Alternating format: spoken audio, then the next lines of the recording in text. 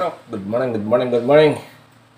At hindi ko na na-vlog ang ating pag-exercise kanina at pag-stretching. Kaya eto, dito tayo sa bahay. At magluluto ng itlog si Strokis. Magluluto ng one hand para sa aking anak.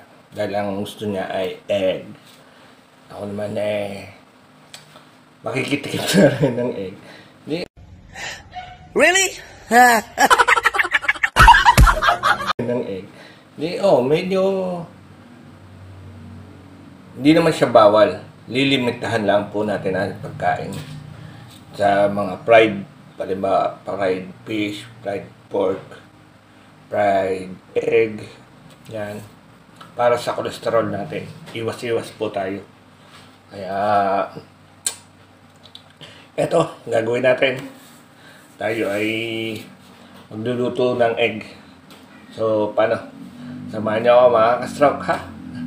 At kahit one hand, nakakapagluto po tayo at nakakagawa. Tulong na natin yun sa kanila. Tayo hindi tayo dapat paisisi lang. At syempre, hindi tayo umasa lagi. Kahit naman, yung mga gagawa natin ng pakaunti-unti, ating gawin. So, paano mga stroke? Samahan niyo ako. Love you!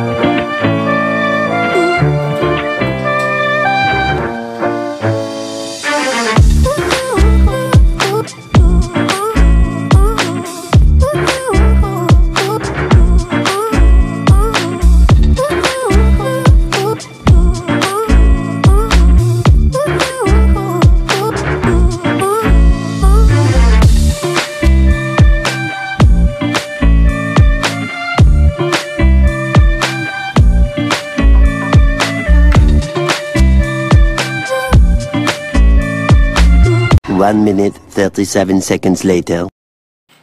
O mga strok, tapos na ang itlog. Siyempre, maggagawa naman ako ng para sa akin. Si Utoy ay itlog at tinapay ang kanyang almusal.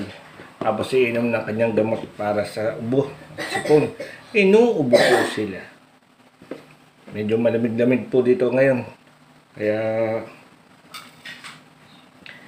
uso ang mga sipon at ubo. Tayo naman, ang ginagawa natin, oatmeal. Oatmeal po, sa umaga, sa tanghali ay no rice pa rin ako. No rice po ako. Sa 1 year na akong no rice. At saka, sa tanghali naman po, pinapapako lang ulam. Yun. Pag walang ulam, oatmeal pa rin. Tapos, merienda, tinapay. Wet bread ng ating kinakain. Oatmeal.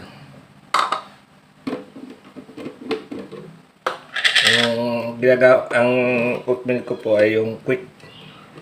Yung lalagyan lang ng mainit na tubig, hindi na po yung magpapainit pa tayo ng tubig bago lulutuin yung ating oatmeal. Yung quick na. Para easy tukain. Pag wala naman kayong mainit na tubig, yan. Nilalagay ko sa sa ating oven toaster, hindi na oven toaster, yung sa ating microwave. Yun, doon ko po nilalagay pag walang mainit na tubig. Lagay lang po mainit na tubig.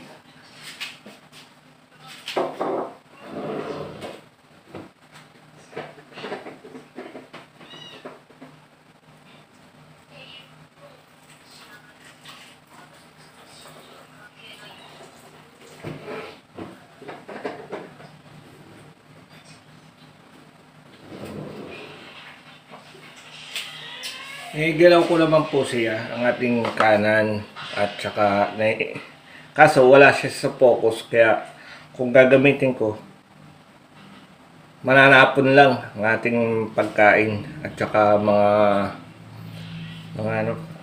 ang ating ginagawa, hindi agad natin magagawa. Kaya kaliwa po ang ginagamit ko dahil ang affected ko po ay right, kaya mahirap po pagka yung sanay kang yun ang affected sa iyo. Okay lang sana kung kaliwa dahil hindi ako sanay sa kaliwa eh. Kahit siya walang ginagawa, okay lang. Pero itong kanan po napakahirap. Hindi pa po ako makasulat. Hindi pa rin. Pero movable po siya. Naigalaw ko po. Pagka talagang sumulat tayo ay hindi lang kinder. parang sanggol. Pagka tayo sumulat. Mahina siya, ang finger niya mahihina, kaya mahirap. Pero pag dumakot naman at kumapit, malakas siya. Hindi ko lang maitama kung anong kung sa ating utak ay hindi natin may tama sa ating utak kung paano makapagsulat tayo ng maayos. Yun. Kaya hirap. Hindi rin makapirma.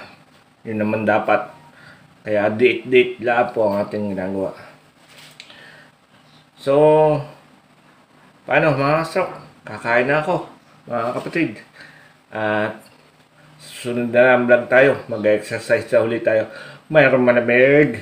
Ayos lang. Kahit medyo malamig, nagagawa natin ang ating stretching. Dahil yun naman dapat para hindi manigas ang ating affected. So, hanggang sa muli na ulit, mga ka-stroke. At syempre, shoutout muli sa ating mga kapatid dyan sa Planet Sowert. Nanay Mofan, Kuyang Emmet, at Tito Jerry. Shoutout po. At sa Team Landing, shoutout din po. Ingat-ingatan lahat. At sa Abuneri, yan, samahan namin sa nagpunta ng Bukana. At mga Bukana vloggers na kilala natin na kasama doon. Shoutout din po sa inyong lahat. At syempre, Sir Dominic Palarca at Ate Maribel Palarca, gumagabay sa ating stroke. Yan, shoutout din po. At sa Team Lilliput, mga Ninang Mara at Ninang Patpat, shoutout din po sa inyo. At Ninong Jericho J. Yan. Ninong, shoutout po. At ingat-ingat po lahat. I love you all and bye-bye.